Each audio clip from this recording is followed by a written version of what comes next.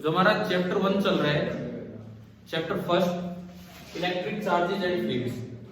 इसमें हमने कल कुछ कॉन्सेप्ट इलेक्ट्रिक फील्ड के बारे में पढ़े थे, ठीक है। और एक एक टॉपिक में आपको एनसीईआरटी का नहीं पढ़ा रहा हूँ, खुद आप पढ़ेंगे, कई चीजें हैं उसमें। अब जैसे मैं आज हम क्या क्या कवर कर रहे होंगे वो बताता हूँ।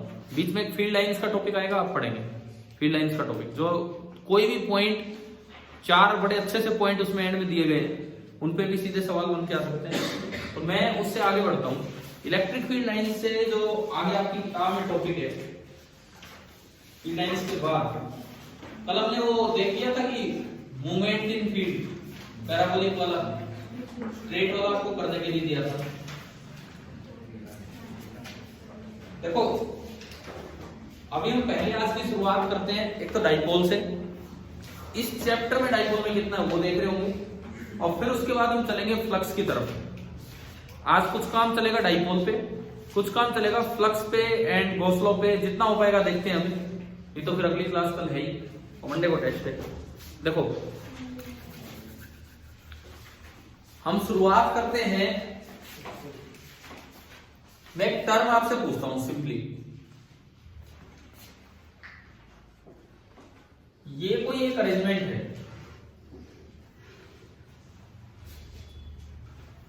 अजी ये कोई एक अरेंजमेंट है और इसके अंदर ना 2 चार्ज रखे हुए, एक है 2q और एक है -2। बस ये अरेंजमेंट आ गया। सवाल आ गया कि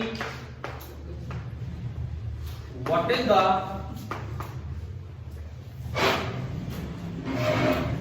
क्वेश्चन आ गया कि what is the monopole moment of the arrangement shown. जो भी आपको अरेंजमेंट दिखाई गई है उसका मोनोपोल मोमेंट क्या होगा, ये आपको बताना है। देखो आज की क्लास मैंने बोला हम डाइपोल पे लेंगे और फिर हम फ्लक्स पे चलेंगे। तो डाइपोल तक मैं पहुंचा रहा हूं आपको। तो मैंने पहला ही क्वेश्चन पूछा, ये एक अरेंजमेंट है, एक -q चार्ज है और एक 2q चार्ज है। ये अरेंजमेंट आपको दिया गया और हमने पूछा कि what is the monopole moment of the arrangement. क्या ये डाइपोल है? क्या ये एक डाइपोल है? डाइपोल तो क्या होता था, 2 इक्वल चार्ज हो ना, इक्वल मैग्नीट्यूड और अपोजिट साइन। तो क्या ये डाइपोल है? नहीं है। तो ये क्या पूछ लिया, मोनोपोल मोमेंट।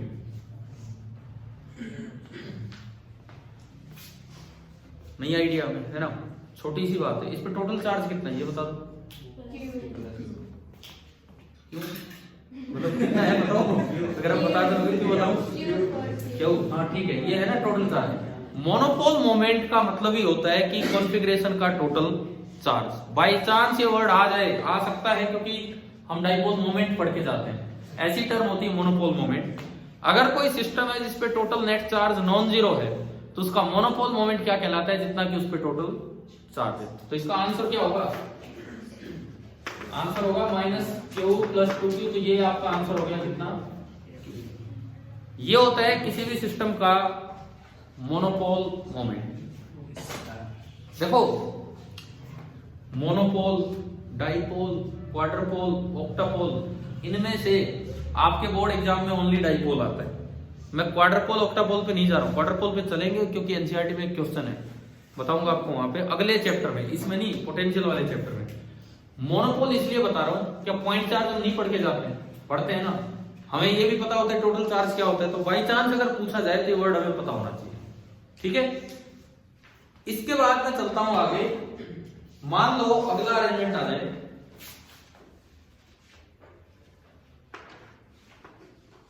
ये Q है, ये -q है और इनके बीच की सेपरेशन है a, ये है। और अब सवाल बनेगा कि what is the dipole moment of the arrangement shown. एक बच्चे ने जवाब दिया 2q, एक ने कहा q × a। अब कोई ये भी बोलने वाला है q × 2a, क्योंकि हम तो शुरू से पढ़ते आते हैं q × 2a।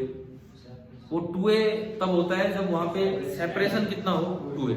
तो इसका क्या आंसर होगा? जो डाइपोल मोमेंट होगा, डाइपोल मोमेंट सिंपली क्या होगा, magnitude of the charge, net charge तो 0 है। अगर इसमें भी पूछ लिया जाए इसका मोनोपोल मोमेंट कितना है 0, तो बात आती है डाइपोल मोमेंट की। तो नेट चार्ज मतलब किसी एक का पॉजिटिव का Q into separation between them, और इनके बीच का सेपरेशन कितना है A। तो ये आपका हो गया Q इंटू A। अगर किसी को देखने में दिक्कत तो आगे आ जाओ, बाई चांस इससे दिक्कत आती हो तो वो ढंग से लिख जाएगा इधर से। तो ये आपका होगा Q इंटू A।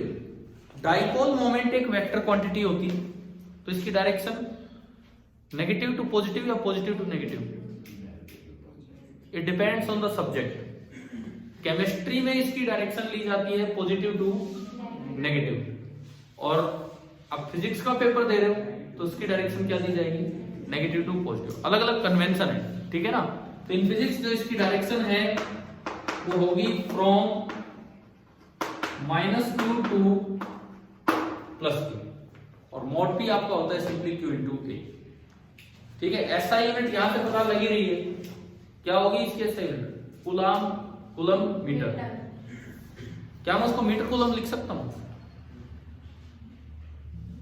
क्या मैं कूलम मीटर को मीटर कूलम लिख सकता हूं? क्यों नहीं लिख सकते? मैंने ये तो कहीं नहीं, मैं सिंबल लिख रहा हूं। देखो सुनो, इनका जवाब सही है बिल्कुल। आप पूरा लिखे ना, पूरा लिखे मीटर कूलम, कोई दिक्कत नहीं है, लेकिन कभी भी ना आपको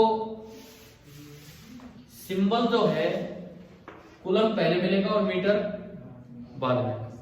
ऐसा लिखना गलत नहीं है, परंतु जिसको थोड़ी कम जानकारी है ना उसको कंफ्यूजन हो जाएगा। जिसको बेसिक बातें नहीं पता यूनिट लिखने की उसको कंफ्यूजन हो जाएगा, यार ये मिली कूलम, ये मिली कूलम नहीं है। यहां हमेशा गैप आता है 2 यूनिट्स के बीच में। अगर 2 यूनिट्स के बीच में गैप है तो वो प्रीफिक्स नहीं है, तो ये क्या रीड होगा, मीटर और कूलम। अगर गैप नहीं है तो मीटर और कूलम। मिली कूलम तो केवल तब होगा जब ये m बिल्कुल इसके साथ, मतलब गैप ना हो। तो वैसे तो कंफ्यूजन नहीं होना चाहिए, पर फिर भी कई बार इस चीज की जानकारी नहीं होती है लोगों को कि गैप होता ही नहीं होता, इसीलिए पहले कूलम लिखते हैं और बाद में मीटर लिखते हैं, ठीक है। ये हुआ एक सिंपल डाइपोल मोमेंट। आपका हर एक एटम न्यूट्रल होता है, जनरल जो मॉलिक्यूल है वो भी न्यूट्रल होते हैं, तो उनका मोनोपोल मोमेंट कितना होगा, 0। न्यूट्रल चीज का मोनोपोल मोमेंट कितना होगा, 0। लेकिन उनका डाइपोल मोमेंट 0 होता है कि नॉन जीरो, कुछ भी हो सकता है। केमिस्ट्री में भी आप पढ़ के आते हैं CO2 और H2O, पढ़ते हैं कि नहीं।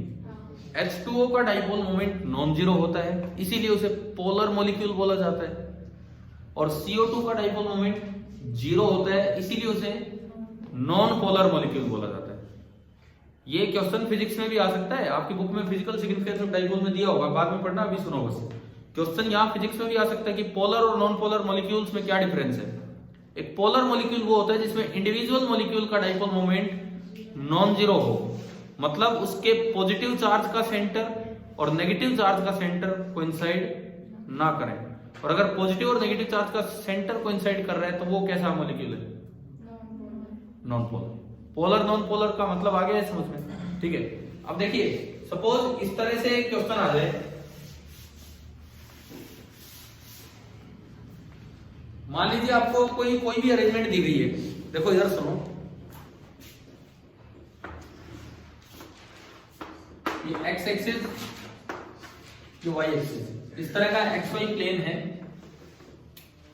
ये आपको एक XY प्लेन दिया, एक 5 कूलम चार्ज यहां रखा हुआ है एट पोजीशन 2 मीटर, 0, ठीक है। और एक 1 कूलम चार्ज यहां रखा हुआ है एट पोजीशन 0,1 मीटर। यहां तक आ रहा है समझ।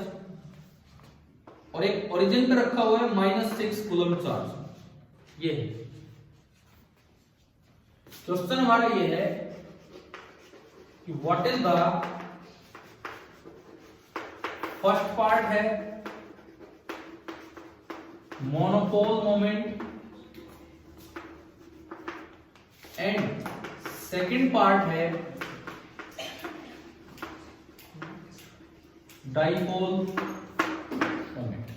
इस कॉन्फ़िगरेशन का एक तो आपको मोनोपोल मोमेंट बताना है और एक आपको डाइपोल मोमेंट बताना है, ये दो बातें बतानी है। देखो कैसे होगा, आप एक बार ट्राई तो कीजिए इसे।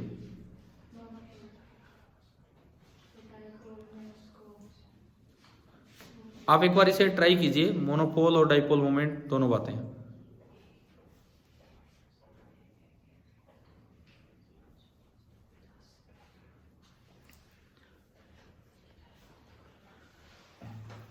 हाँ जी नीता, मोनोपोल मोमेंट कितना होगा?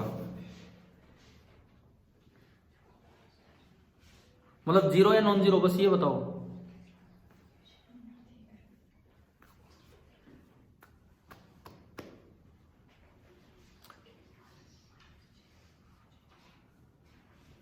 Non zero. नहीं, क्या इस पे टोटल चार्ज नॉन जीरो है? 5 कूलम और 1 कूलम कितना हो गया? 6 कूलम, और ये भी कितना है? -6। तो इस अरेंजमेंट का टोटल चार्ज क्या है, जीरो या non zero? Zero. It means जो मोनोपोल मोमेंट का आंसर आएगा वो तो कितना आएगा? जीरो, क्योंकि मोनोपोल मोमेंट तो केवल और केवल टोटल चार्ज होता है और कुछ भी नहीं होता है। ठीक है, अब बात करें डाइपोल मोमेंट। वो निकालो, डाइपोल मोमेंट क्या होगा? क्या? इक्वेटर एक्सिस मान के फिर डाइपोल मोमेंट निकलेगा।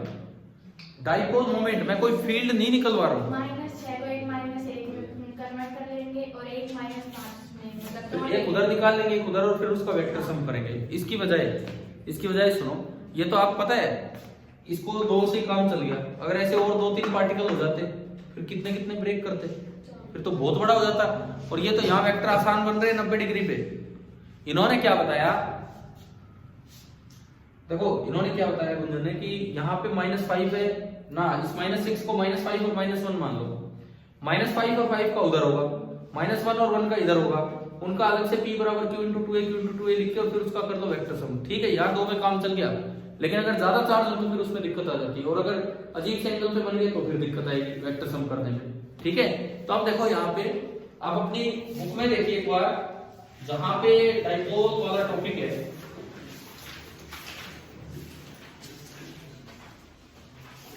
पेज नंबर 29 पे आओ। पेज नंबर 29,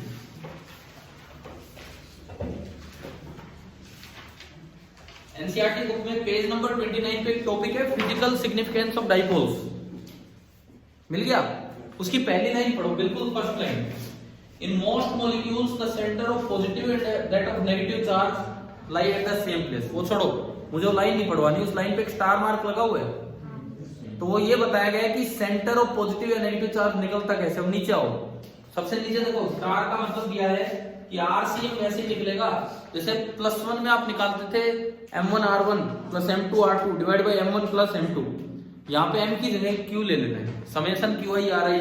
समझ आए ना वो क्या करना है? तो देखो यहाँ पे सेकंड पार्ट को करने के लिए नेगेटिव चार्ज का तो सेंटर एक ही जगह है, वो तो बटा हुआ ही नहीं है, तो उसमें तो कोई प्रॉब्लम ही नहीं है।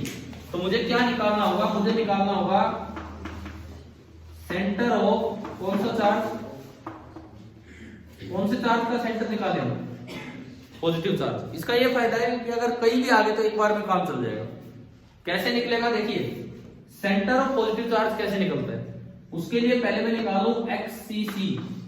सीसी क्यों बोल दिया इसको? +1 में क्या बोलते थे? CM किसे? Centre of mass. तो ये क्या चीज है?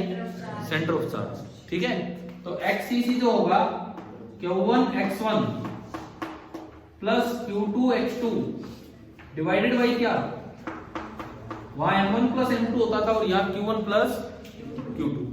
कितने चार्ज हैं? पॉजिटिव, खाली पॉजिटिव, सबको इकट्ठा मत कर देना, खाली पॉजिटिव को देखना है। तो पॉजिटिव 2 है, Q1 ये मान लो 5 और इसका x1 कितना है 2, तो ये आया 5 × 2 10 प्लस Q2 1 और इसका x2 0 divided by Q1 plus Q2 5 + 1 कितना आया 6, 10/6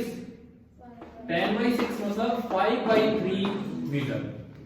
तो मेरे पास x कोऑर्डिनेट आ गया सेंटर ऑफ चार्ज का, समझ आया।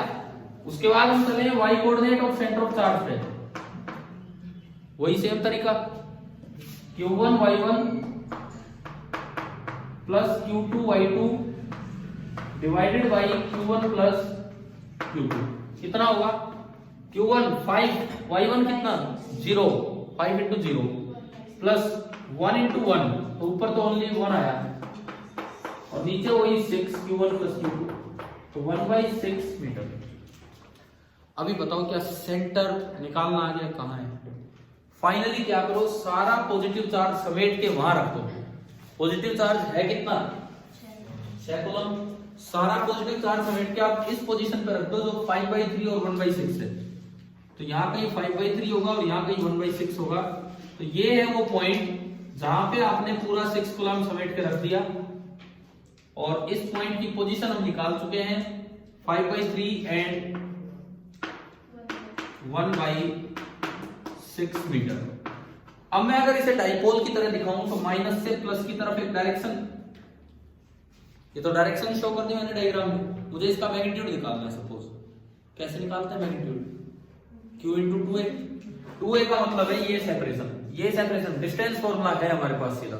ओरिजिन से अगर किसी भी पॉइंट की सेपरेशन निकालनी है, मैं अगर इसे 2a से रिप्रेजेंट करूं, तो जो 2a होगा that will be under root, भैया यहां से देखो ना, ये दूरी तो है 5/3 और ये दूरी है 1/6, तो अंडर रूट 5/3 का स्क्वायर प्लस 1/6 का स्क्वायर हो जाएगा। ये सोल्व जो भी होगा, मान लो आपने 6 स्क्वायर एलसीएम लिया तो 6 बाहर आएगा रूट से, 2 स्क्वायर यहां मल्टीप्लाई कर दोगे ना, ये सिंपलीफाई, ये 2a आ जाएगा और लास्ट में जो p होगा, p कितना होगा?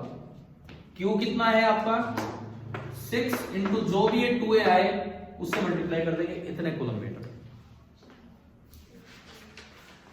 तो आपको अगर ऐसा चार्जेस का सिस्टम आ जाए तो क्या डाइपोल मोमेंट निकालना आ गया है?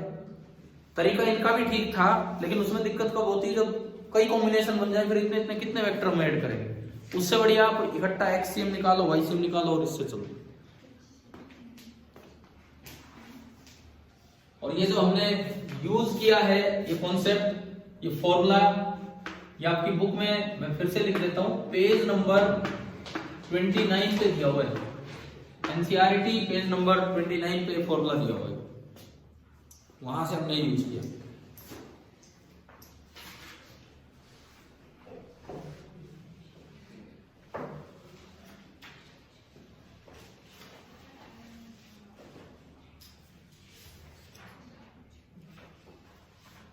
अच्छा इसमें सुनो, डाइपोल से रिलेटेड जो स्टैंडर्ड टॉपिक्स होते हैं, एक तो होता है डाइपोल एज अ सोर्स लेना। एज अ सोर्स लेना होगा तो आपको उसका फील्ड निकालना होगा एक्सिस पे और इक्वेटोरियल पे। और अगर आप डाइपोल को एज ए टेस्ट चार्ज लेते हो तो फिर उस पर 2 टॉपिक बनते हैं, एक तो टॉर्क और एक पोटेंशियल एनर्जी। पोटेंशियल एनर्जी जाएगा अगले चैप्टर में, potential work done, potential energy, ये सब आगे है। तो यहां हमें डाइपोल से रिलेटेड जो 2-3 सीधी सीधी बातें करनी है। पहला काम होता है फील्ड निकालना, मैं अभी उस पर नहीं आऊंगा क्योंकि मैं एक दिन आपको दे रहा हूं करने के लिए डाइपोल के एक्सिस पे, क्योंकि ये आसान वाले टॉपिक है जो शायद आपको निकालने आते हैं।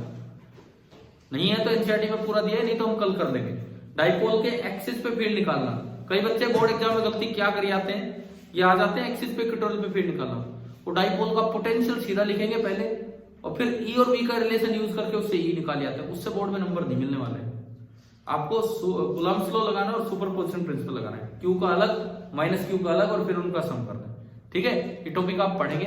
मैं अभी जो पढ़ा रहा हूं, देखो आपकी बुक में है, ये डाइपोल का फील्ड है पहले एक्सिस पे और इक्वेटोरियल पे, देख सकते हो अपनी किताब में है ना। ये एक्सिस क्या होता है, उन दोनों को ज्वाइन करने वाली लाइन, और इक्वेटोरियल होता है उसका परपेंडिकुलर बाइसेक्टर। तो ये वाला काम आप करना, नहीं होता है तो मैं करवाऊंगा आपको। ठीक है, ये से याद आ रहा है, कभी किया हो ये सब, ये आसान वाले टॉपिक है थोड़े से, मैं करवा दूंगा फिर भी। लेकिन अभी मैं चलता हूं effect of external field on dipole. यहां पे मैं चलता हूं, effect of external field on dipole, जो इसके बाद है।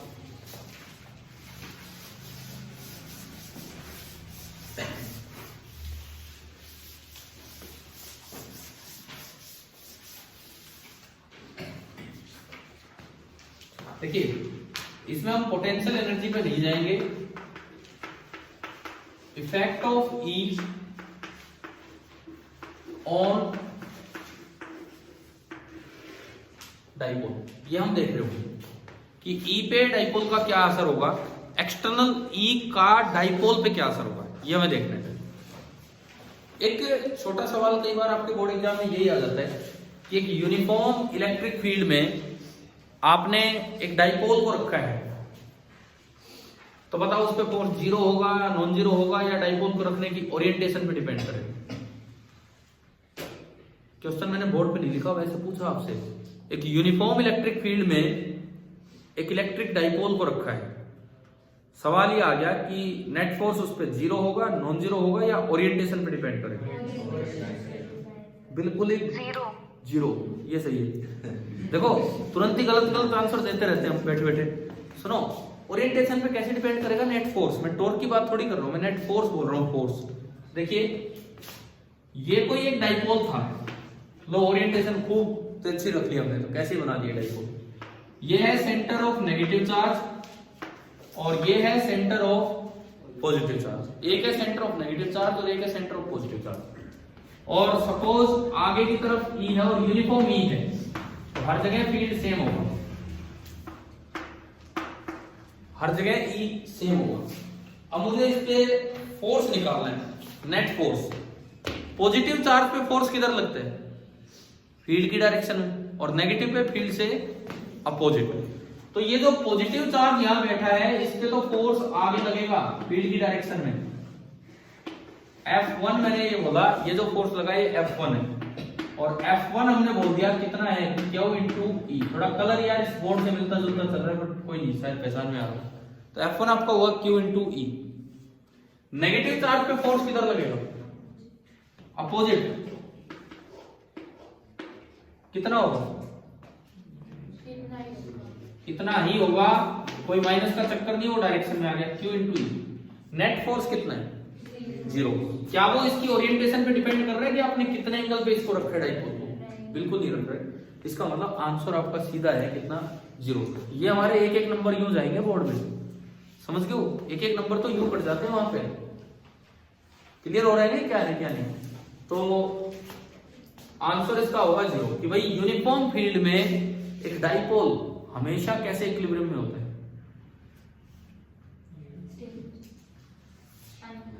अभी मैंने अगला सवाल पूछ लिया आपसे,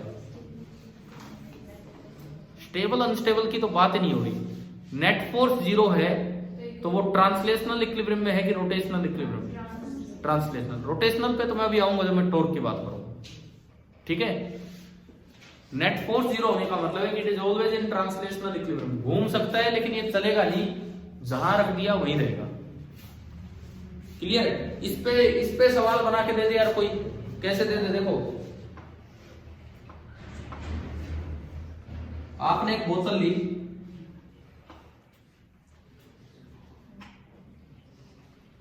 ठीक है, क्वेश्चन मैं जस्ट इस पे बोल रहा हूं क्या है, और इस पे बड़े ध्यान से बस एक डाइपोल को रखा है,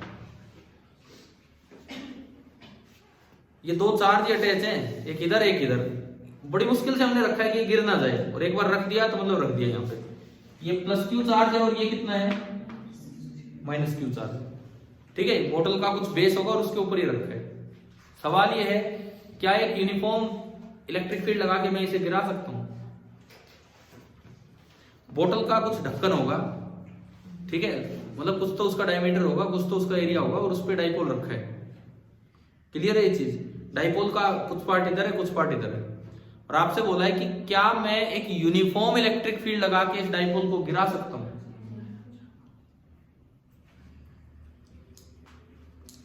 बोलो यार, सवाल का क्या है, कैसा ही, वो तो डायग्राम भी बना के दे देंगे पेपर में, कहीं से भी बनवा के बना के इस तरह से। हाँ जी भाई, कोई भी बच्चा जवाब दे कि क्या हम यूनिफॉर्म इलेक्ट्रिक फील्ड लगा के इस डाइपोल को गिरा सकते हैं क्या बोतल पे से, या नहीं।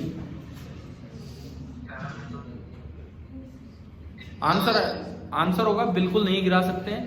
आप ज्यादा से ज्यादा उसे टर्न करवा सकते हो, आप उसे खिसका नहीं सकते हो, क्योंकि यूनिफॉर्म इलेक्ट्रिक फील्ड में डाइपोल पे नेट फोर्स कितना होता है 0। और जब तक नेट फोर्स 0 है, डाइपोल का सेंटर जहां है वहीं रहेगा, वहां से हिल नहीं सकता। इट मींस ये यहां से गिर नहीं पाएगा। कोई पूछे घूम सकता है, घूम सकता है, वो टॉर्क पे आएगा, अभी नहीं। लेकिन फोर्स पे कैसे सवाल बन के आ सकता है वो मैंने आपको बताया। समझ आ गया? समझ आ गया? हाँ जी बोलो, क्या दिमाग में आदित्य? फील्ड इधर लगाएंगे, कैसे लगा लो? कहीं लगा लो, तो मतलब कि रोटेट करेगा। कर दे। ऊपर से नीचे करेंगे तो ऊपर से नीचे। नीचे। ये जो डाइपोल है ना, ये इस प्लेन पे रखा है, बोतल के प्लेन पे, ठीक है। अगर आप इस पे किसी और डायरेक्शन में टॉर्क जनरेट कराओगे तो ये घूम ही नहीं पाएगा। ये एक प्लेन है, ये एक प्लेन है, ठीक है। इन्होंने एक अच्छा सवाल पूछा है। ये आपने यहाँ पे एक डाइपोल रख दिया, अगर आप उसे घुमाना भी चाह रहे हो टॉर्क लगा के, तभी घूम सकता है जब वो टॉर्क यूं बने। यूं बनने का मतलब है कि टॉर्क की डायरेक्शन इसके प्लेन के क्या हो, परपेंडिकुलर। अगर आप टॉर्क किसी और डायरेक्शन दोगे तो घूम नहीं पाएगा, तो भी ये गिरेगा। समझ आ गया होगा ना ये क्या था ये सवाल, ठीक है। आगे देखते हैं इसके बाद में। अब मैं आता हूं टॉर्क ऑन द डाइपोल पे। Effect of E on dipole. सबसे पहले हमने सीखा कि यूनिफॉर्म इलेक्ट्रिक फील्ड है। चलो टॉर्क से पहले एक और चीज बताता हूं। यहीं पे यूनिफॉर्म इलेक्ट्रिक फील्ड है तो इस पे फोर्स है 0। आप एक बार अपने एनसीईआरटी बुक के एक्सरसाइज में आओ, पहले चैप्टर की एक्सरसाइज में क्वेश्चन नंबर 27 पे आप आइए। 27 क्वेश्चन नंबर 27, उसमें दो बातें पूछी है, फोर्स और टॉर्क। टॉर्क पे मैं अभी नहीं जा रहा हूं, मैं अभी केवल फोर्स की बात कर रहा हूं। 27 देखो।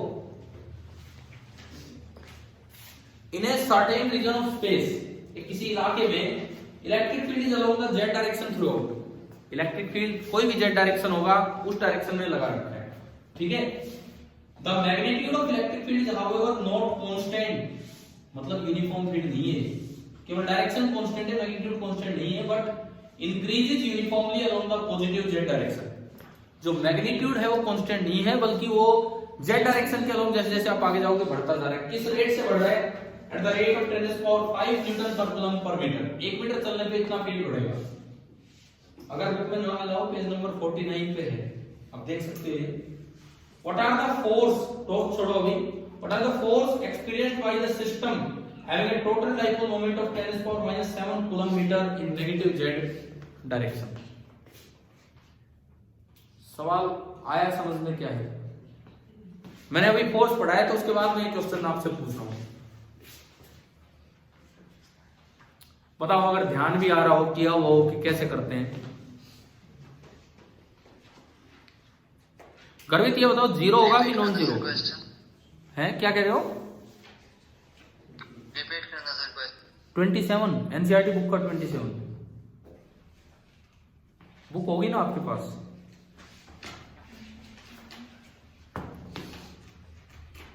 और उसमें टॉर्क वाली बात छोड़ो, पहले मैं फोर्स पे हूं, फोर्स वाली बात पे हूं।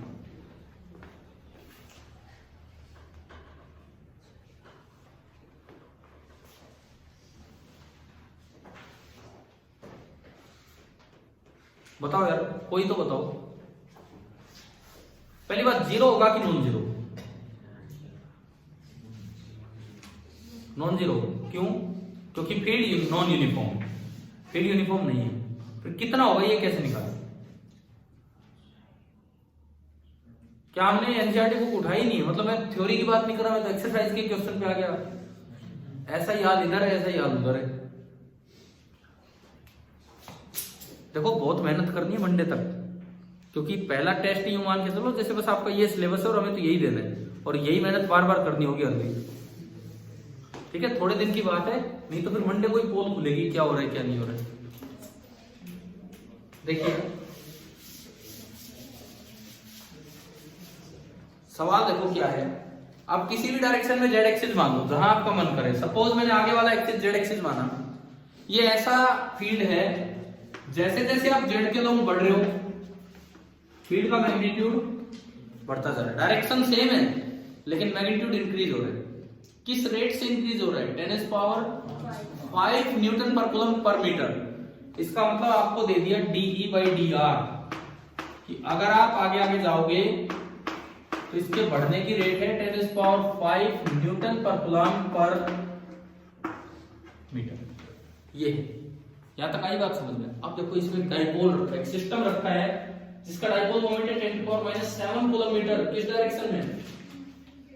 नेगेटिव जेड डायरेक्शन में। ये एनसीईआरटी बुक में भी स्पेस नहीं दे रखा, वैसे थोड़ा ध्यान देना चाहिए। कूलम और मीटर में स्पेस है नहीं है। जब भी कोई दो यूनिट के सिंबल कंबाइन किए जाते हैं हमेशा क्या होना चाहिए? उनमें स्पेस होना चाहिए। ठीक है, देखो एक डाइपोल रखा है, इस तरह से रखा है कि वो अपोजिट डायरेक्शन में है, अपोजिट इधर दिख गए। डाइपोल मैंने इधर बनाया। कितना डाइपोल मोमेंट इसका? 10⁻⁷ कूलम मीटर। ये नेगेटिव जेड डायरेक्शन हो गया और इसी डायरेक्शन को मैंने आगे बोल दिया कि ये जेड एक्सिस है, इस तरह से। तो आपको एक P दिया है, P 10⁻⁷ कूलम मीटर। आपको इस डाइपोल पे फोर्स बताना है। कैसे निकाले? पहले तो फोर्स की डायरेक्शन पे मैं जाऊंगा। हाँ जी बताओ, ध्यान आ रहा है? Yes sir. कौन सा फॉर्मूला लगाते हैं इसमें? PDE/dr। ठीक है, बिल्कुल सही। अब मैं समझा देता हूँ, बिल्कुल सही बताया इन्होंने। देखिए सबसे पहले हम डायरेक्शन देखेंगे। यहां पॉजिटिव चार्ज रखा है कि नेगेटिव? पॉजिटिव। एरो इधर लगा हुआ है तो यहां पे रखा है पॉजिटिव चार्ज। और यहां कैसा है? नेगेटिव। पॉजिटिव चार्ज पे फोर्स फील्ड की डायरेक्शन में लगता है कि फील्ड से अपोजिट? फील्ड की डायरेक्शन में। और फील्ड किधर है? उस साइड। तो इस पे तो फोर्स लगेगा उधर, F1। नेगेटिव चार्ज पे फोर्स किधर लगेगा? फील्ड से अपोजिट। और फील्ड स्ट्रॉन्ग है वहां तो फोर्स भी स्ट्रॉन्ग होगा। फील्ड स्ट्रॉन्ग हो गया ना वहां, तो इसका मतलब जो फोर्स लगेगा वो भी अच्छा खासा स्ट्रॉन्ग लगेगा, F2। तो नेट फोर्स किधर हो गया? उधर कम लग रहा है और इधर ज्यादा लग रहा है, तो नेट फोर्स उस साइड नहीं। आंसर में क्या लिखे हैं? लेफ्ट राइट नहीं है ये, लेफ्ट राइट नहीं है ये, नेगेटिव जेड। क्योंकि मैंने बना दिया लेफ्ट राइट, तो क्वेश्चन में तो खाली जेड बोला है। ठीक है, इन छोटी छोटी बातों का ध्यान रखो भी आप लोग। क्लियर है यहां तक? इसका मतलब डायरेक्शन ऑफ फोर्स वो होगी अलोंग नेगेटिव जेड एक्सिस। पहली चीज तो ये। दूसरी बात, अब मैग्नीट्यूड ऑफ फोर्स कैसे लिखें? अगर डाइपोल छोटा हो, कुछ नहीं बोला है तो आप शॉर्ट मान लो। यहां तो कोई कॉन्फ़िगरेशन के बारे में बताया ही नहीं। अगर डाइपोल छोटा हो ना तो आप ऐसे केसेस में जहां फील्ड का मैग्नीट्यूड चेंज हो रहा है, डायरेक्शन हर जगह क्या है? सेम है। आप एक सीधा फॉर्मूला याद कर सकते हैं, लगा सकते हैं कि magnitude of force that is equal to dipole moment into mod of DE/dr। ये आपका सीधा फॉर्मूला है। कैसे भी देख लेंगे इसको, बाकी ये डायरेक्ट हम लगा सकते हैं। देखो पहले मैं फॉर्मूला लगा के बता दो। P कितना है? 10⁻⁷। और ये कितना है? अच्छा यूनिट के साथ चले तो ये कूलम मीटर, और DE/dr है 10⁵ न्यूटन पर कूलम पर मीटर। कूलम मीटर से कूलम मीटर कैंसिल, और ये फोर्स का मैग्नीट्यूड आ गया कितना? 10⁻⁻² न्यूटन। तो मैग्नीट्यूड भी आ गया और डायरेक्शन। अगर हाँ यूनिफॉर्म फील्ड होता तो नेट फोर्स कितना रहता? 0 रहता। अब बात ये भी आती है फॉर्मूला आया कहां से? ये P × mod DE/dr। और ये केवल तभी लगता है जब डाइपोल शॉर्ट हो। बड़े में मत लगा देना, बड़े में तो अलग अलग फोर्स कैलकुलेट करके उनको घटाना होगा। कैसे है वो भी मैं समझा देता हूं इसमें। देखिए ये फॉर्मूला कैसे बनता है उस पर नजर डालते हैं।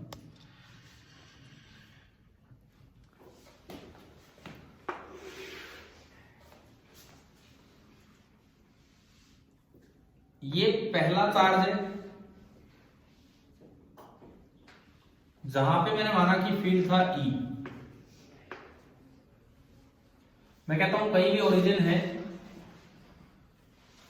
और मैं ओरिजिन से r डिस्टेंस दूर आया और यहाँ कोई चार्ज Q रखा हुआ है और यहाँ पे फील्ड जो बाहर से अप्लाई किया गया है वो है E। छोटा सा डाइपोल है तो थोड़ा सा आगे दूसरा चार्ज होगा जिसको आपने क्या बोला है -Q, और थोड़ा सा ही आगे है तो डिस्टेंस कितनी बोली जाएगी R प्लस dr। फील्ड थोड़ा सा चेंज हुआ होगा और फील्ड अगर थोड़ा सा ही चेंज हुआ है तो कितना बोला जाएगा E प्लस डी। बताओ ये अरेंजमेंट आ गया समझ? वही अरेंजमेंट है जो अभी उधर था।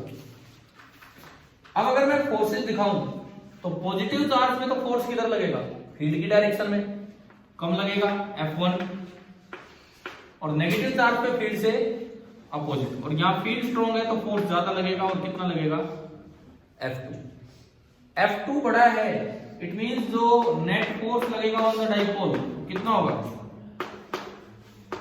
F2 minus F1। F2 को मैं लिख सकता हूं Q इंटू ये, तो F2 की जगह मैंने लिख दिया Q into E plus DE, और F1 की जगह मैं लिख सकता हूं Q इंटू E। ठीक है, QE से QE कैंसिल हो गया और ये सिंपली क्या है Q इंटू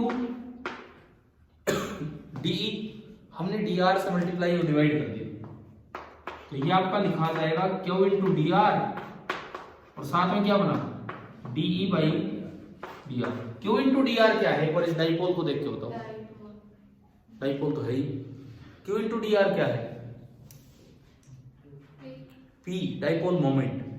Q तो ये मैग्नीट्यूड है और DR इनके बीच की दूरी है, जिस 2a को ही तो हम क्या बोल रहे हैं यहाँ पे DR, तो मैं Q इंटू 2R को तो क्या लिख सकता हूं जो यहां लिखा था P, और ये D बाई DR फिर मोड क्यों लगाया उस पे, मोड क्यों लगाया? कई बार क्या होता है क्वेश्चन में दिया होगा कि फील्ड आगे जाओगे तो डिक्रीज कर रहे हैं, अगर कोई चीज डिक्रीज करती है तो उसका रेट ऑफ चेंज नेगेटिव होता है, परंतु फोर्स का मैग्नीट्यूड थोड़ी नेगेटिव हो सकता है।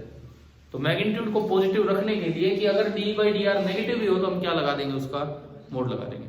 ये सवाल डायरेक्ट आ सकता है आपके पेपर में बिल्कुल सीधा, और थोड़ा बहुत चेंज कर दे तो ये रट के मत चले जाना आंसर, पता लगे नेगेटिव की बजाय ये पॉजिटिव में रख दिया। ये डायरेक्शन डाइपोल किधर है हम याद ही करके चले गए भाई इसका तो आंसर नेगेटिव जेड एक्सिस आना है फोर्स का, और पता लगे कि उसको घुमा के रख दिया, तो थोड़ा ध्यान से करना। तो बताओ फोर्स ऑन द डाइपोल तक का काम समझ आया? ठीक है, ये फॉर्मूला तभी लगा रहे हैं जब डाइपोल शॉर्ट हो। अगर गलती से भी बड़ा साइज दिख रहा है तो वहां पे फिर अलग अलग फोर्स निकाल के सम करना होगा। इसके बाद मैं चलता हूं टॉर्क पे। फोर्स ऑन द डाइपोल होने के बाद अब हम चलेंगे टॉर्क कि डाइपोल के ऊपर एक्सटर्नल फील्ड में क्या टॉर्क लगेगा। प्रूफ आ जाता है वही इसका पेपर में, आसान सा प्रूफ है लेकिन वो पूछ लेते हैं एग्जाम में। लेकिन अब देखो किस तरह से क्वेश्चन बना के दे सकते हैं उस पर मैं होगा, ये मिटा दो ना अगर ये हो गया है तो।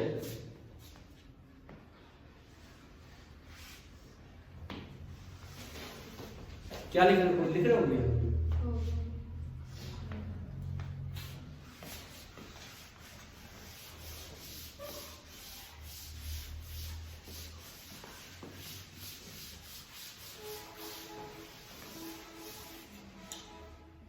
आपका भाई कहाँ गया? एसएसबी की तैयारी करने, एसएसबी देने इंटरव्यू, एसएसबी तैयारी करने के लिए गया। एसएसबी तो बोर्ड का नाम होता है, वो इंटरव्यू लेता है इस तरह से। चलिए देखते हैं। अगली चीज है कि टॉर्क क्या होगा डाइपोल पे, और ये क्वेश्चन किस तरह से आ सकता है। देखो यूं आ जाए, क्वेश्चन ही सिंपली यूं आ गया कि ए part find the expression of torque acting on a dipole placed in a uniform E। पहला पार्ट ये,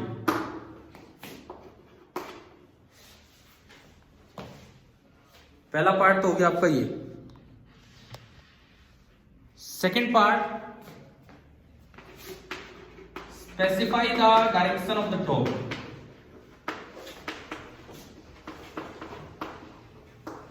इस टॉर्क की डायरेक्शन भी आपको स्पेसिफाई करनी है।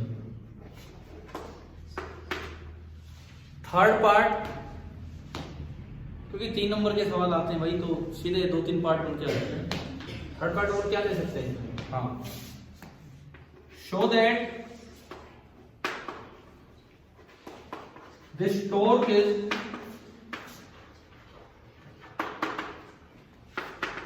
independent of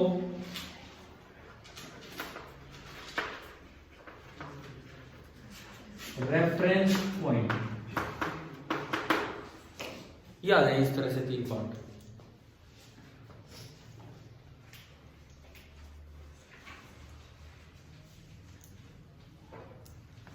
एक तो एक्सप्रेशन ऑफ टॉर्क डेराइव करना है, एक उसकी डायरेक्शन स्पेसिफाई करना है कि टॉर्क कैसे लगता है, और एक टॉर्क इंडिपेंडेंट है रेफरेंस पॉइंट से।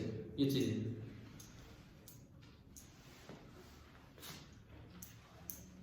पहले तो हम एक्सप्रेशन डेराइव करते हैं, ठीक है, ढंग से कि एग्जाम में आए तो कैसे करना है। यार एक बात सुनो, ये अभी तो मैं जैसे आपको पढ़ा रहा हूं, मतलब अभी कोई इतना ध्यान दे कि क्वेश्चन नहीं बनाए जा रहे, जो दिमाग में आ रहा है मैं क्वेश्चन लिख रहा हूँ। तो जब मैं आपका पेपर बनाऊंगा कल, तो मैं थोड़ा सोच समझ के बनाऊंगा पेपर। तो इसका मतलब मैं आपको ये बता रहा हूँ कि किसी भी टॉपिक में कोई भी क्वेश्चन कॉन्सेप्चुअल बन सकता है, थोड़ा सा लैंग्वेज घुमा फिरा के, ठीक है। तो ढंग से करना, और जो 70 मार्क्स का पेपर है, कोशिश कीजिए कि आप पहले ही पेपर में 60 तक पहुंचे, पहले पेपर में, तभी वहां तक फिर आगे हिम्मत बढ़ेगी। कई हंस रहे हैं यार, मतलब कैसी बात कर दी, ठीक है ना, और दिख रहे आगे टाइम पाए इतना। देखते हैं, चलिए अभी देखते हैं। सुनो, फर्स्ट सेकंड थर्ड मैं मिटा रहा हूं, भूल मत जाना कि आपने तो कर लिख लिया हो, मुझे बता देना क्या क्वेश्चन पूछ रहे हैं। पहले हम एक्सप्रेशन डेराइव करते हैं।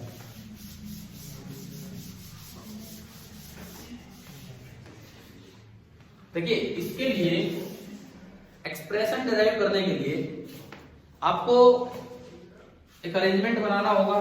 सिंपल आप डाइपोल लेंगे, जैसे ये मैंने डाइपोल लिया, मैं दिखाऊं कि ये -q चार्ज है और ये +q चार्ज, और इनके बीच के सेपरेशन को जैसे कि हम बोलते आए हैं, पता नहीं क्यों, भगवान जाने क्यों इसको 2a करते रहते हैं। किसने कन्वेंशन चला दी? क्या आराम से ए लेके काम नहीं चल जाता?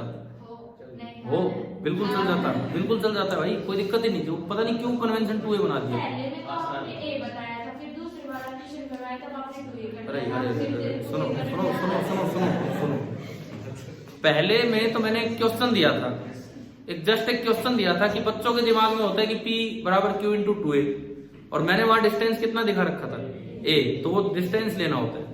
लेकिन बाई कन्वेंशन उस डिस्टेंस की अगर कोई वैल्यू है 5 सेंटीमीटर 10 सेंटीमीटर, तो उस पूरी वैल्यू को ही क्या बोलते हैं? 2a। तो कन्वेंशन तो यूं बना था कि जब आप फील्ड के एक्सप्रेशन डेराइव करोगे तो उसके सेंटर से दूरी लेते हैं आप, तो वो फिर आधा a/2 का चक्कर ना पड़े, तो उसमें क्या जरूरी था सेंटर से लेना, एक एंड से ले लेते, एक r हो जाता, एक r + a हो जाता, कोई खास फर्क नहीं आने वाला था उन चीजों से, कुछ भी फर्क नहीं आने वाला था। बिकॉज आप फॉर्मूले किसके याद करते हैं? शॉर्ट डाइपोल के, जो फील्ड के फॉर्मूले है ना, शॉर्ट डाइपोल के याद करते हैं, 2kp/r3। चलो, इससे मेरे दिमाग में एक सवाल आ रहा है, बिल्कुल इसी चीज से मैं आपको, अगर आज समय मिलेगा तो आज, नहीं तो पेपर में आप करेंगे। देखो सुनो, ठीक है ठीक है, पहले इधर आते हैं हम। ये -q या +q ये है। अभी देखो, सबसे पहले हमें टॉर्क का फॉर्मूला डेराइव करना है। मैंने इसको एक एक्सटर्नल फील्ड में रखा और मैंने कहा कि फील्ड इधर है, फील्ड इधर है, तो मैंने इस पे ना फोर्सेस दिखाए, वही दो फोर्स, -q पे तो लगेगा अपोजिट डायरेक्शन में, कितना, अगर मैं इस फोर्स को F1 नाम दूं तो F1 तो कितना होगा? Q × E, और +q पे लगेगा आगे की तरफ, इतना ही लगेगा, F2 कितना हो गया? Q × E। अब एग्जाम में ये पूरा पार्ट है, 3 पार्ट से ये क्वेश्चन हमने बना दिया। तीसरा पार्ट क्या है इसका, कि ये जो टॉर्क आएगा ये इंडिपेंडेंट है किससे? रेफरेंस पॉइंट से। अब बहुत से बच्चे क्या करते हैं, ये कपल है फोर्स कपल। फोर्स कपल क्या होता है? इक्वल मैग्नीट्यूड के फोर्स और डायरेक्शन अपोजिट। तो डायरेक्ट भी हम प्रूव कर जाते हैं, इवन मैंने भी ऐसे करवाया होगा, ऐसी बात नहीं है पहले कभी कि टॉर्क होगा magnitude of either force into perpendicular distance between their line of action, magnitude of either force QE into perpendicular distance between their line of action. देखो अगर केवल फर्स्ट पार्ट होता है, मान लो इस वक्त ये एंगल थीटा है, इस वक्त इसकी ओरिएंटेशन है थीटा, अगर केवल फर्स्ट पार्ट होता है कि टॉर्क का एक्सप्रेशन निकालो, तो हम सीधा लिखते हैं कि it is a force couple and it's torque is given by the product of magnitude of either force and perpendicular distance between their line of action. तो एक फोर्स का मैग्नीट्यूड तो QE लिया, और ये जो परपेंडिकुलर डिस्टेंस होती कि 2a, ये थीटा, तो 2a cos थीटा, और ये कितना होता है 2a sin थीटा, और वो बन जाता QE into 2a sin theta, और Q into 2a को इकट्ठा करके मैं P लिख देता, तो टॉर्क का फॉर्मूला आ जाता PE sin थीटा। लेकिन तीसरा पार्ट ऐड कर दिया अब इसमें, तब आपको उस तरह नहीं जाना चाहिए, अब इसमें तीसरा पार्ट ऐड कर दिया तो उस तरह नहीं जाना चाहिए। तो आपको तीनों चीजें एक साथ करो, क्यों 3-3 बार पे जा रहे हो, देखो अच्छे तरीके से कैसे, नहीं तो 2-2 बार प्रूफ करना पड़ेगा। आपको ये प्रूव करना है कि जो टॉर्क आएगा ना, ये रेफरेंस पॉइंट से इंडिपेंडेंट, आपका मन करे वहां रेफरेंस पॉइंट हो, तभी तो इंडिपेंडेंट प्रूव करेंगे। लेट ये हमने माना ये O पॉइंट है, और O को मैंने नाम दिया कि O कैसा पॉइंट है, रेफरेंस पॉइंट। मतलब मैं आपको अभी क्या बता रहा हूं, लगभग बच्चे वो प्रूफ रट जाते हैं QE into 2a sin theta हो गया उससे, लेकिन ये सवाल उससे नहीं होगा क्योंकि इसमें रेफरेंस पॉइंट का तो जिक्र ही नहीं हुआ। तो आपको ढंग से प्रूफ करना चाहिए। कैसे? आप वो पॉइंट लेंगे, इससे दो पोजीशन बना लो, मान लो इसकी पोजीशन है वेक्टर R2, इसको मैं F2 बोल रहा हूं, और जो इसकी पोजीशन है वो मैंने बोल दी वेक्टर R1, इसकी पोजीशन को मैंने बोला वेक्टर R1। ठीक है, कोई भी रेफरेंस पॉइंट लिया और इस तरीके से। अब मैं लिखता हूं टॉर्क। टॉर्क का फॉर्मूला क्या होता है? R cross F, P sin theta तो आएगा कभी निकल के, टॉर्क R क्रॉस F होता है। तो हम टॉर्क निकालना चाह रहे हैं अबाउट O, अबाउट O। तो टॉर्क होगा R क्रॉस F, तो दो है यहां पे, एक तो R1 cross F1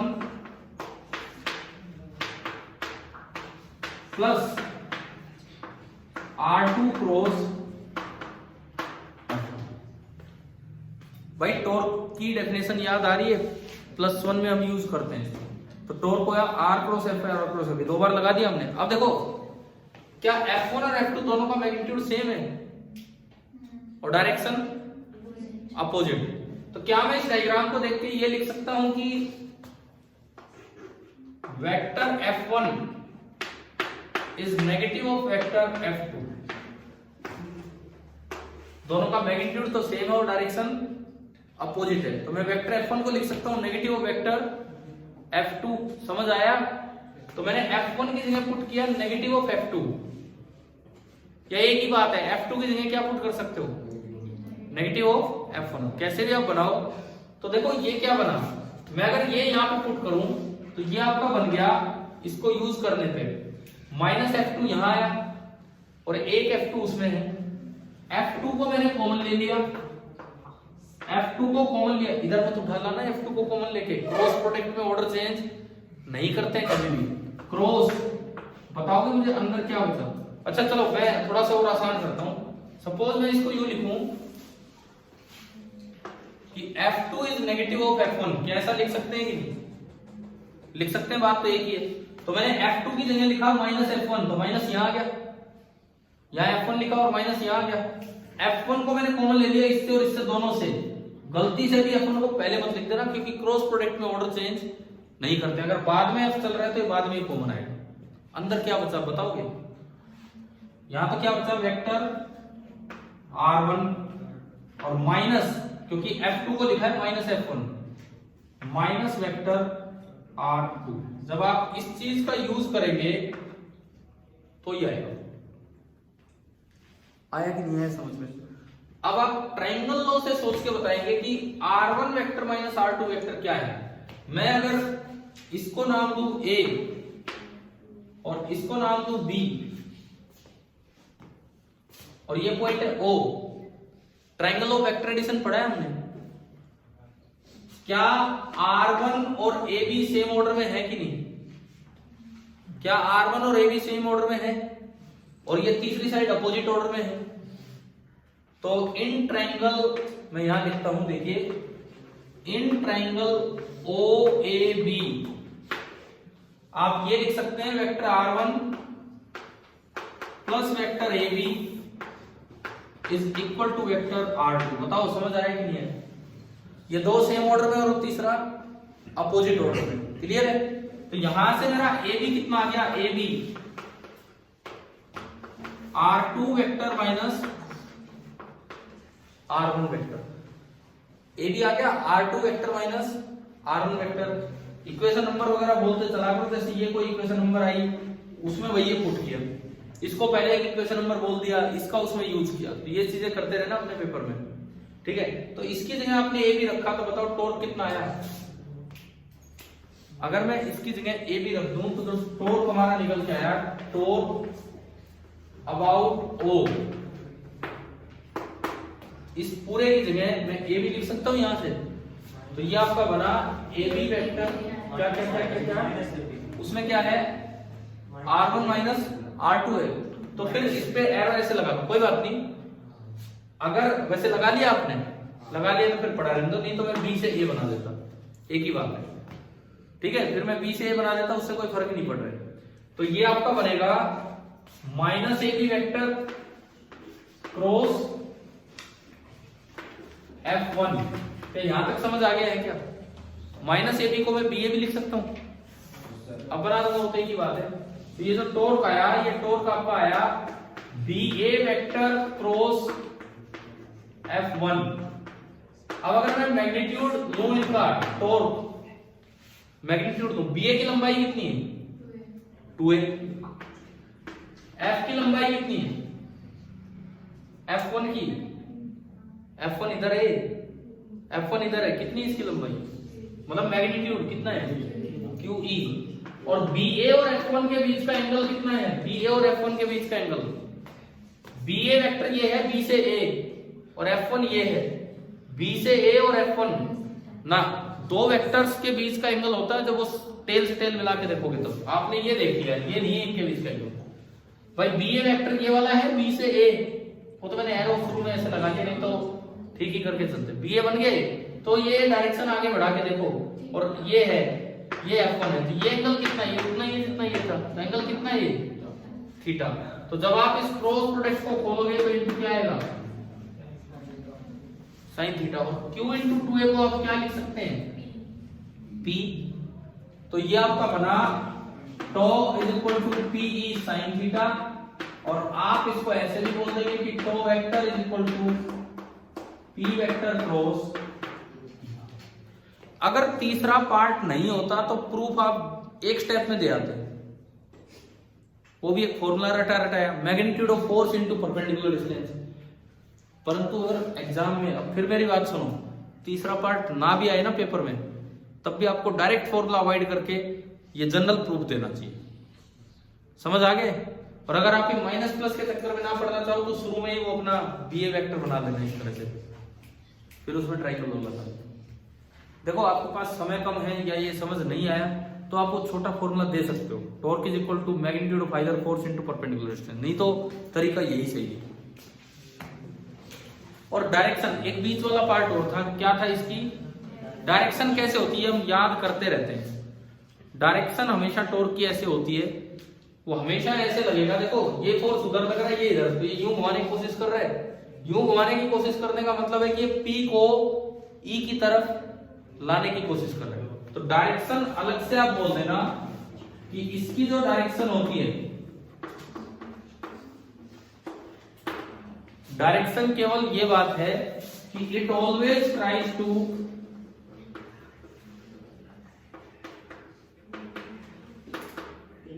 align P along E, ये हमेशा कोशिश करता है P को E की तरफ लाने के लिए by rotating it through smaller angle, by rotating it through smaller देखो एक बड़ा एंगल भी है, आप P को E की तरफ लाना चाह रहे हो, इधर से भी घुमा के ला सकते हो। P को E की तरफ लाना चाह रहे हो, इधर से भी घुमा के ला सकते हो, लेकिन वो बड़ा एंगल है, छोटे वाले एंगल से P हमेशा E की तरफ जाना चाहिए। हाँ जी भाई, ये वाला प्रूफ समझ आया कि नहीं आया, जो जनरल प्रूफ है वो, खासकर तीसरा पॉइंट। अब इसमें तीसरा पॉइंट कैसे प्रूव हो गया कि O से इंडिपेंडेंट है? क्या इस प्रूफ में फाइनल एक्सप्रेशन आया? क्या इसमें कहीं R1 या R2 आए हैं? तो एक लाइन ये भी लिख देनी चाहिए, क्योंकि तीसरा पार्ट आया है हमारे पास। देखो फर्स्ट पार्ट यहां खत्म किया, सेकंड पार्ट ये हो गया, अब थर्ड पार्ट एक बार स्पेसिफाई तो करें ना, फर्स्ट पार्ट यहां खत्म किया, सेकंड ये हो गया। अब थर्ड पार्ट में हम सीधा लिखेंगे since the expression for torque is independent of R1 और R2, so we can say that it is independent of reference point। और अगर आपने वो वाला प्रूव किया होता तो तीसरे पार्ट में फिर दोबारा ये प्रूव करके दिखाना पड़ता, तो उसकी जरूरत ही नहीं थी इस सवाल में। मैंने लास्ट में क्या बोला, मैं एक बार फिर बोल देता हूं। थर्ड पार्ट का आंसर ये होगा, अगर आपने ये प्रूफ पहले दे दिया है तो, since the expression for torque is independent of R1 vector और R2 vector, it is independent of reference point O। क्योंकि नहीं तो अगर R1 R2 आ जाते तो फिर O पे डिपेंड करता कि O कहां है। अब एक बार मुझे ये बताओ, टॉर्क का प्रूफ कर तो रखा होगा कभी, तो किया था कि डायरेक्ट वो फॉर्मूला लगाया था या रेफरेंस पॉइंट कहीं लेके फिर किया? डायरेक्ट किया था ना। डायरेक्ट कर लिया, ठीक है, हम पूरी साल अपने बस न्यूमेरिकल और उन पे फोकस करते रहते हो, डायरेक्ट वो कर भी लेते हैं। बोर्ड एग्जाम में चांसेस कम है कि उस डायरेक्ट प्रूफ में आपको नंबर पूरे मिले, क्योंकि वो फॉर्मूला कहां से आया, क्या है वो फॉर्मूला, और जब तक आप रेफरेंस पॉइंट नहीं बताओगे टॉर्क का एक्सप्रेशन ही स्टार्ट नहीं होता है। तो क्या ये वाला तरीका समझ आ गया अपना? ठीक है, तो थोड़ा डिफरेंस है, आपकी बोर्ड के लिए अलग से अच्छे से तैयारी कीजिए। समझ हो गया, यहां तक आ ही गए? ठीक है, इसके बाद सुनो, टॉर्क में अब सवाल आता है कि क्या डाइपोल रोटेशनल इक्विलिब्रियम में होता है अगर यूनिफॉर्म फील्ड में रखा हो तो? अगर यूनिफॉर्म फील्ड में आपने डाइपोल को रखा है तो क्या वो रोटेशनल इक्विलिब्रियम में है? हम एक बार ये टॉर्क वाला काम तो पूरा कर दें अभी, चले मैं आगे बढ़ूं इसके बाद? ठीक है। अरे एक एक चीज आएगी आपके मंडे पेपर में, एक एक चीज। 70 नंबर का पेपर और कहां से बनेगा जब तक मैं ये चीजें डालूंगा ही नहीं। फिर बात यह है कि आप लिखोगे कैसे, बस उस बात पे ध्यान देना। नहीं होगा, नहीं होगा, यही होगा, यही होगा। और क्या? सुनो तो सुनो, आपको शाम को थोड़ा सा एक्स्ट्रा टाइम दे दिया जाएगा और आप करेंगे। इधर देखिए, अभी टॉर्क में अब आता है ओरिएंटेशन फॉर रोटेशनल इक्विलिब्रियम।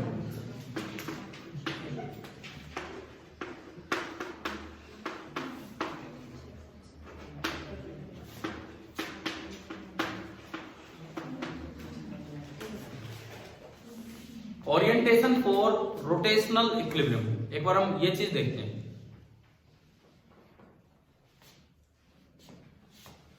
देखो टेस्ट का मैं पहले बता देता हूं, टेस्ट कंपलसरी है, कोई ऑप्शनल नहीं है।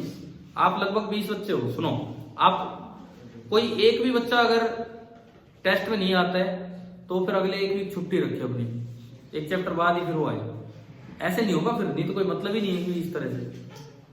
ठीक है, सभी का क्या मना कर रहे तो फिर इनकी छुट्टी रहेगी एक वीक। ठीक है, और क्या, ये जरूरी है देना। आप इसके बिना मैं फिर क्यों पढ़ाऊंगा आपको, मैं तो नहीं पढ़ाऊंगा भाई, सीधी बात है। ये जरूरी है देना, ये लगा दो मंडे को जो भी टेस्ट होगा। अब हम इस पे आते हैं, ओरिएंटेशन फॉर रोटेशनल इक्विलिब्रियम। देखो अब सुनो, इधर रोटेशनल इक्विलिब्रियम का मतलब है कि टॉर्क कितना होगा, 0 और कुछ नहीं। ट्रांसलेशनल इक्विलिब्रियम का मतलब था कि फोर्स 0 होगा। इसका मतलब आपको साइन थीटा 0 करना है। अब दो वेक्टर्स के बीच का एंगल 0 से 180 डिग्री तक कुछ भी हो सकता है, और साइन थीटा 0 दोनों पे होता है, थीटा 0 डिग्री पे भी और थीटा 180 डिग्री पे भी, थीटा 0 डिग्री पे भी और थीटा 180 पे भी। यानी कि रोटेशनल इक्विलिब्रियम की दो ओरिएंटेशन है, एक वो जब E और P दोनों सेम डायरेक्शन में हो, और एक वो जब E और P दोनों आपके अपोजिट डायरेक्शन में। यहां तो थीटा कितना हो गया 0 डिग्री और यहां थीटा, ये भी रोटेशनल इक्विलिब्रियम है और वो भी रोटेशनल इक्विलिब्रियम है, लेकिन इन दोनों में एक स्टेबल इक्विलिब्रियम है और एक अनस्टेबल। कौन सा स्टेबल है और कौन सा अनस्टेबल है? स्टेबल वो होता है कि अगर आपने उसको वहां से रोटेट भी करके छोड़ दिया तो वापस वहीं आएगा। देखो आप अगर इसको थोड़ा, जीरो वाला कौन सा है? स्टेबल। आप अगर इसको थोड़ा भी यूं टर्न करके छोड़ेंगे तो टॉर्क अभी पढ़ा था हमने, इस तरह लगता है कि वो हमेशा पी को ई की तरफ लाने की कोशिश करेगा थ्रू स्मॉलर एंगल, तो रिलीज करते ही वापस आएगा। तो ये इक्विलिब्रियम कैसा है? स्टेबल। इधर देखो, इधर इस वक्त तो टॉर्क 0 है, इस वक्त तो टॉर्क 0 है, ये भी आराम से बैठा है, ये भी आराम से बैठा है, दोनों डाइपोल बहुत सीधे हैं। ये तो सच में सीधा है, ये तो मजबूरी में बैठा है भाई। कोई आए और इसको जरा सा छेड़ दे, मतलब जरा सा रोटेट कर दे तो क्या होगा? ये ई की तरफ जाना चाहेगा थ्रू स्मॉलर एंगल, तो आपने हल्का सा भी यूं टर्न किया तो ये भाग जाएगा। तो ये कैसा इक्विलिब्रियम है? अनस्टेबल। वो स्टेबल इक्विलिब्रियम है और ये अनस्टेबल इक्विलिब्रियम। ठीक है, इन पे जो पोटेंशियल एनर्जी वाले क्वेश्चन है वो तो यहाँ लेंगे नहीं, वो तो अगले चैप्टर में जाएंगे। और हाँ बोलो। आपने कहा छोटे एंगल की तरफ जाएगा, हाँ इधर घुमाए तो इधर बड़ा हो गया, इधर छोटा हो गया। ना ना, इधर क्यों आएगा? ई तो उधर है, छोटे एंगल से ई की तरफ जाएगा, समझ गए हो? छोटे एंगल से ई की तरफ जाएगा, ये छोटा एंगल और ये बड़ा एंगल है तो उधर ही हो जाएगा। क्लियर है? अच्छा आप सुनो, ये आपका हो गया अनस्टेबल इक्विलिब्रियम, ये स्टेबल इक्विलिब्रियम। कितने तरह के होते हैं? तीसरा कौन सा होता है? न्यूट्रल। ये बताओ ये कौन सा है?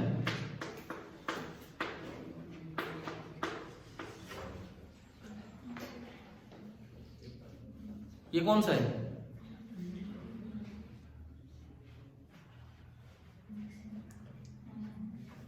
क्या ये इक्विलिब्रियम है? नहीं है। तो ऐसा ना मानना कि बीच वाला न्यूट्रल हो जाएगा, ये इक्विलिब्रियम नहीं है। ये ट्रांसलेशनल इक्विलिब्रियम तो है लेकिन रोटेशनल इक्विलिब्रियम नहीं है, क्योंकि इस वक्त तो मैक्सिमम टॉर्क है, 0 टॉर्क नहीं है। इस वक्त तो टॉर्क मैक्सिमम लग रहा है इस पे, इस वक्त तो टॉर्क मैक्सिमम लग रहा है, और जो कि कितना लग रहा है? P इंटू ई, 0 नहीं है, मैक्सिमम टॉर्क लग रहा है इस पे। क्या ये समझ आ गया कि नहीं? ठीक है। अच्छा इसके बाद सुनो, इनमें एक तरह के क्वेश्चंस बनते हैं जो आपके बोर्ड एग्जाम में आ सकते हैं कि अगर मैं स्टेबल इक्विलिब्रियम की पोजीशन से इसको हल्का सा थीटा एंगल डिस्प्लेस करके रिलीज कर दूं तो ये वापस आएगा और ये ऑसिलेट करेगा, ऑसिलेशन करेगा, ये ड्यू टू इनर्शिया रुक नहीं पाएगा, आगे जाएगा फिर पीछे आएगा, ऑसिलेट करेगा। अगर थीटा बहुत कम होता है तो वो ऑसिलेशन स्पेशल ऑसिलेशन हो जाते हैं जिनको बोलते हैं SHM। ये कैसा मोशन हो जाएगा? Simple harmonic motion. सवाल आ सकता है कि उसका टाइम पीरियड निकालो, वो कैसे करेंगे? बिल्कुल आ सकता है सवाल यहाँ पे। अगर आपसे पूछा जाए ना इसका टाइम पीरियड निकालो, मैं आपको जगह बताता हूँ कि कहाँ पे NCERT बुक में, इस चैप्टर में ना, लेकिन जो मैग्नेटिज्म वाला चैप्टर है ना उसमें एक सोल्ड एग्जांपल है मैग्नेटिक डाइपोल का। आप उससे हिंट लेके मैग्नेटिज्म वाले चैप्टर में मैं बता देता हूँ कहाँ है ये। बिल्कुल ऐसा ही सवाल, लेकिन वो मैग्नेटिक डाइपोल के ऊपर है। चैप्टर नंबर 5 पेज नंबर मुझे मिलेगा तब बताऊंगा। Torque is equal to I alpha से करके क्या कह रहे हो? Torque is equal to I alpha. हाँ उससे होगा। पेज नंबर 178 पे है इस तरह का एक क्वेश्चन आपके एनसीईआरटी टेक्स्ट बुक में। पेज नंबर 178 पे इस तरह का एक क्वेश्चन है मैग्नेटिक डाइपोल में। आप ये ट्राई करना कि अगर इसको स्मॉल एंगल थीटा से रिलीज करके छोड़ दिया जाए तो जो SHM होगा उसका टाइम पीरियड क्या होगा? आप बताओ क्या टॉर्क वाला पॉइंट समझ आ गया है सभी को? ठीक है, आज हमने मेनली डाइपोल इन एक्सटर्नल फील्ड पढ़ा, उसके खुद के फील्ड कैलकुलेशन नहीं पढ़े। अब देखिए संडे कल है तो कल एक क्लास आपकी होगी जिसमें मैं और रिवीजन इसका ही करवा रहा हूँ, फर्स्ट चैप्टर का जितना हो पाएगा। ठीक है, मंडे को टेस्ट है इसका, ठीक है। और वो आपका जो कल का जो टाइम रहेगा